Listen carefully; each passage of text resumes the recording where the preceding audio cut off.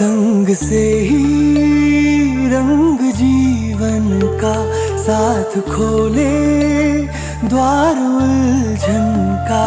प्रेम से जग सुंदर बनता, घर बन जाए जो जुड़े तिनका। बंजर भू को मधुबन कर दे, पत्थर में भी जीवन भर दे। हर के तृष्णा वैभव देते, करते जग संचालन।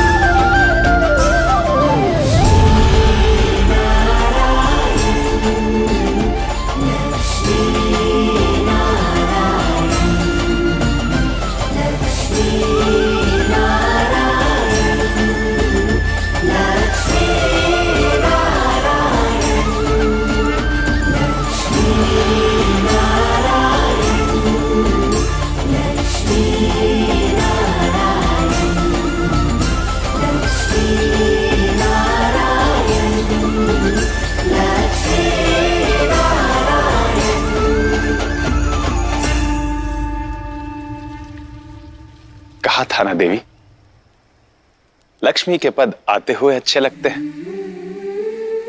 इस स्थान को पुनः समृद्धि से संपन्न करने के लिए आपका धन्यवाद।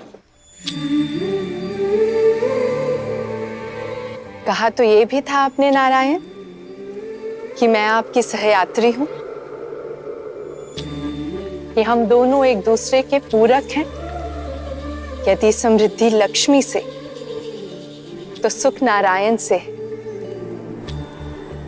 जब लक्ष्मी नारायण एक साथ हो तो समूची सृष्टि लक्ष्मी नारायण धाम बन जाती है।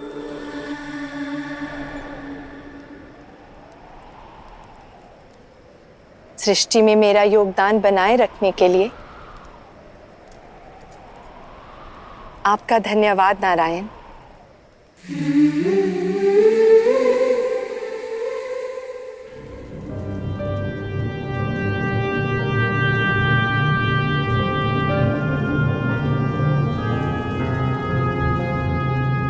भाई नहीं,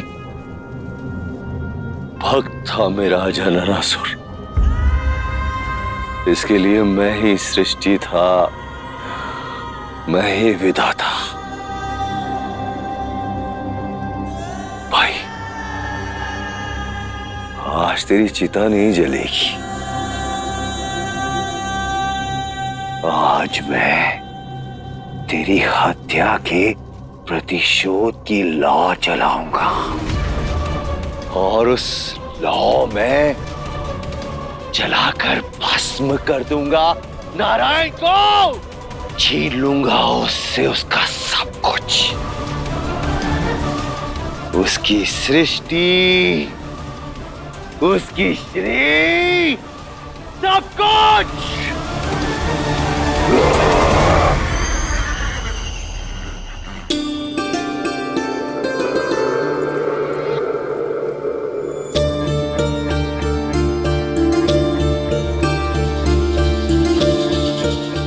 वैसे नारायण, अकारण आप कुछ नहीं करते ना? मुझे पुनः यहाँ लाने के पीछे अवश्य कोई कारण है ना? पालनकर्ता का कर्म सृष्टि की सुरक्षा भी है देवी, और श्री ही तो सृष्टि का आधार है। सृष्टि का सुख और समृद्धि आप हैं, इसलिए आपकी सुरक्षा सर्वोपरि है।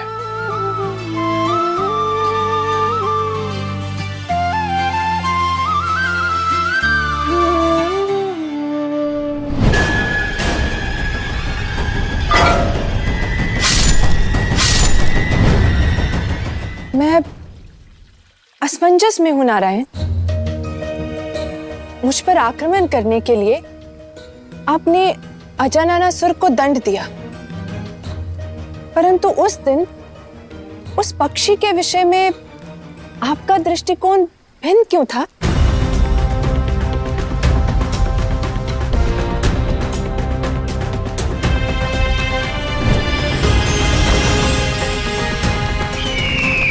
संसार में कुछ जीव एक दूसरे को भोजन बनाकर ही जीते हैं देवी। दृष्टिकोण नहीं, परिस्थिति भिन्न थी। उस पक्षी ने जो किया अपने आहार के लिए किया, किंतु हयग्रीव के भाई का कर्म दुष्ट भावना से प्रेरित था। उसकी कामना संसार को संकट में डाल देती। इसलिए लोकहित में और सृष्टि का संतुलन बनाने के लिए उसका वध करना आवश्यक था देवी।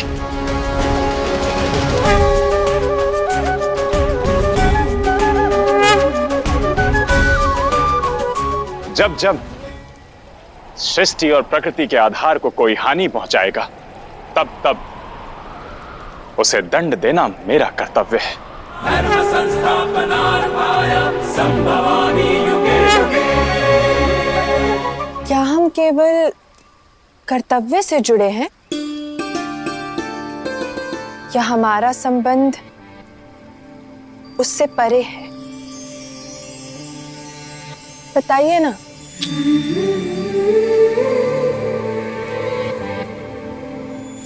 संबंध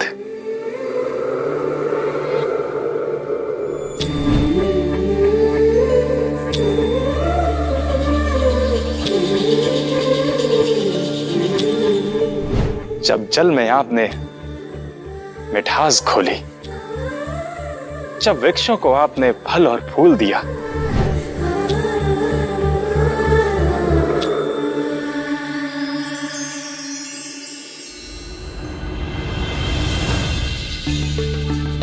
जब अंधकार में भटकते जुगनुओं को आपने प्रकाश से जगमगाया,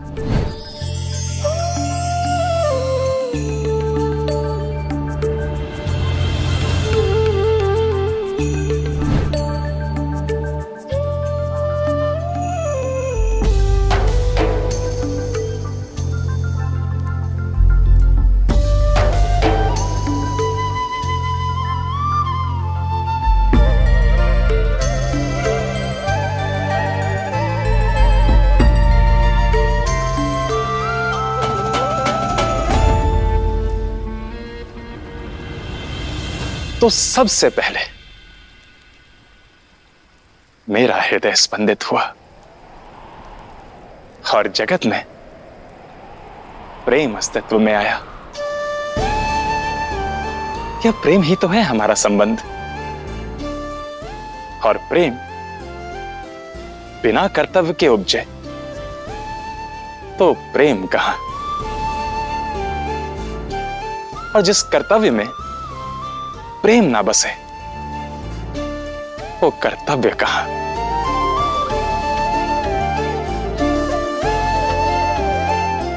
यही है हमारा संबंध देवी, प्रेम और कर्तव्य का संतुलन।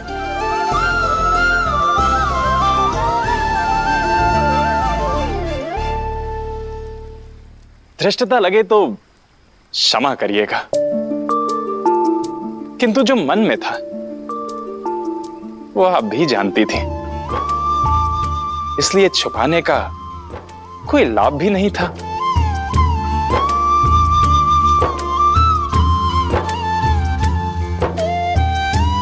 और जो मेरे मन में है, क्या उसे बताने का कोई लाभ है? क्योंकि छिपा तो वो भी नहीं है आपसे। मैं मार्ग हूं तो आप लक्ष्य, मैं संगीत हूं तो आप स्वर, मैं कर्तव्य हूं तो आप प्रेम।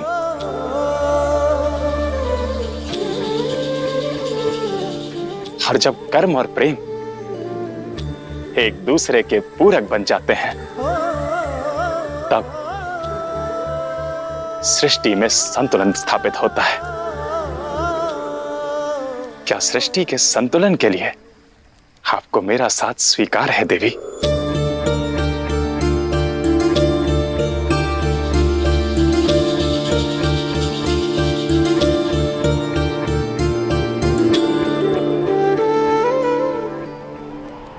स्वीकार है।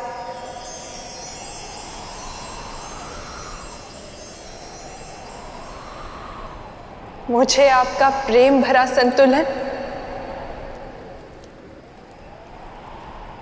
स्वीकार है।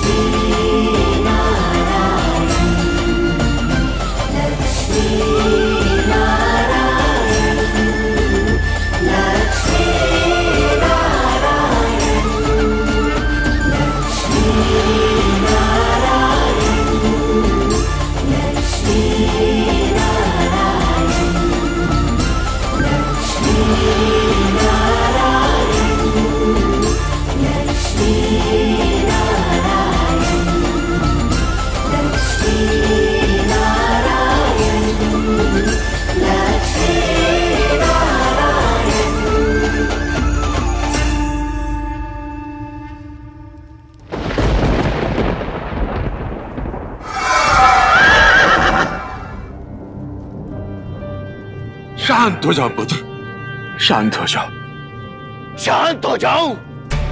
आई!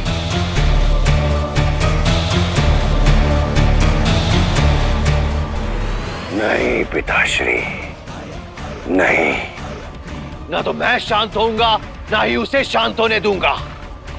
मेरे भाई के अंत से उस नारायण के अंत का अध्याय आरंभ होगा। नहीं पुत्र नहीं, तुम्हारे भाई अजनानासुर को श्री हरि नारायण ने नहीं मारा है। तुम्हारे भाई को मारा है तुम्हारे अपने स्वयं के लोभ ने। अब भी समय है पुत्र, संभल जाओ, अन्यथा आज तुम्हारे किए का दंड तुम्हारे भाई ने भोगा है, और कल ये सारा संसार भोगेगा। भोगेगा, भोगेगा पिताश्री। मेरे भाई की हत्या का प्रतिकार ये संसार भोगेगा।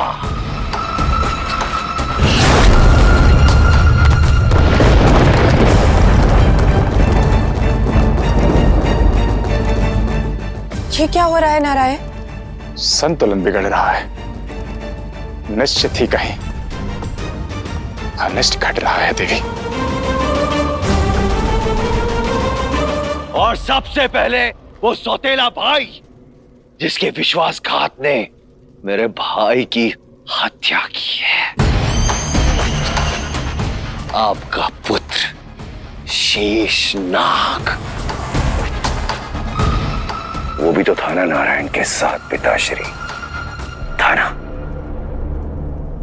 हाँ था। अब ना कोई भाई होगा ना बहन होगी, अब केवल होगा संहार। सब कुछ नष्ट भ्रष्ट कर दूंगा मैं, नारायण की बनाई हुई सृष्टि को भी जिसे वो संभालता है, सब कुछ।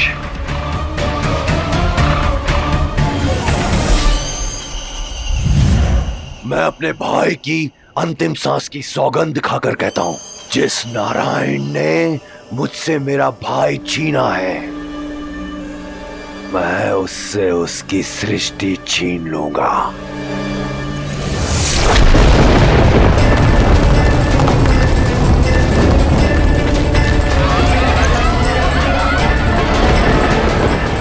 हे नारायण, हे प्रभु, हे पालनहार, इस संकट से बचाएं, हमारी रक्षा करें प्रभु।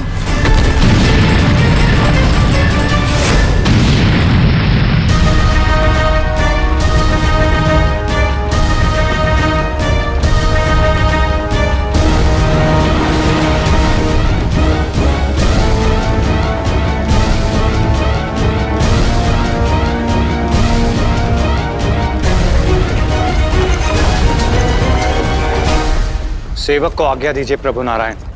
सृष्टि की सुरक्षा नियमित मुझे सेवा और समर्पण की अनुमति दीजिए।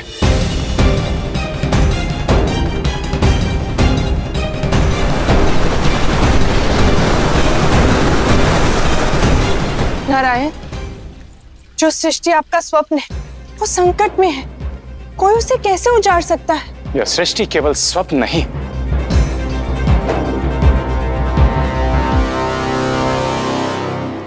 लक्ष्मी नारायण के मिलन का आधार भी है। हमारे प्रेम का प्रतीक है यह सृष्टि। मैं इसे नष्ट नहीं होने दूंगा। नारायण, ये हमारा साझा कर्तव्य है। मैं भी आपके साथ चलूंगी। नहीं देवी, इस समय केवल मेरे उद्देश्य ने मुझे पुकारा है। शीघ्र ही आपका कर्म भी आपको पुकारेगा।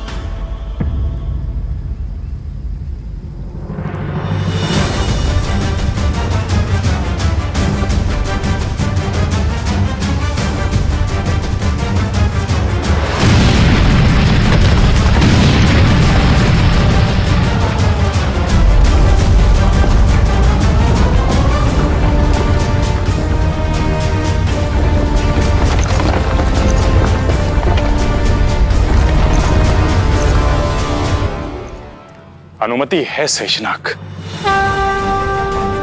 बढ़ो अनंत सागर की ओर।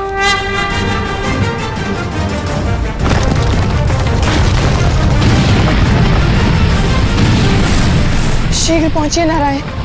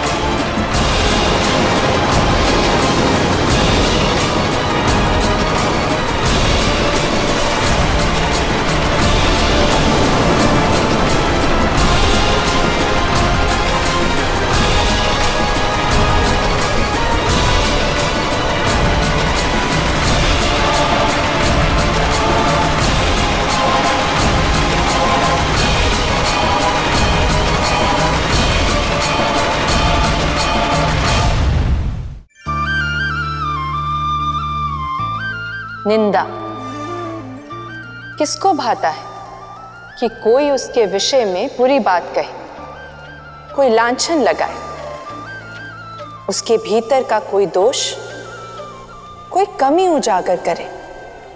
हम ऐसे निंदा करने वाले व्यक्तियों को स्वयं से दूरी रखना चाहते हैं। उनसे मिलते नहीं, मित्रता नहीं करते, परंतु सत्य ये है कि ऐसा करके हम स्वयं अपनी हानि कर रहे होते हैं। उल्टा निंदक को तो अपने पास रखना चाहिए। वो काम कर जाता है जो मित्र नहीं कर पाते। मित्र हमारी कमियां छिपाते हैं, जिससे उन्हें सुधारने की चाह नहीं जागती। जबकि निंदक एक ऐसा दर्पण है जो हमारे खोट हमारे सामने लाता है, जिन्हें सुधार कर हम अपने व्यक्तित्व का धन बढ़ा सकते हैं। निंदक अनजाने में ही हमारे हित और मुक्ति का मार्ग प्रशस्त कर रहे होते हैं। यदि निंदा को सकारात्मक रूप से अपनाओगे तो सुंदर व्यक्तित्व का वैकुंठ पाओगे।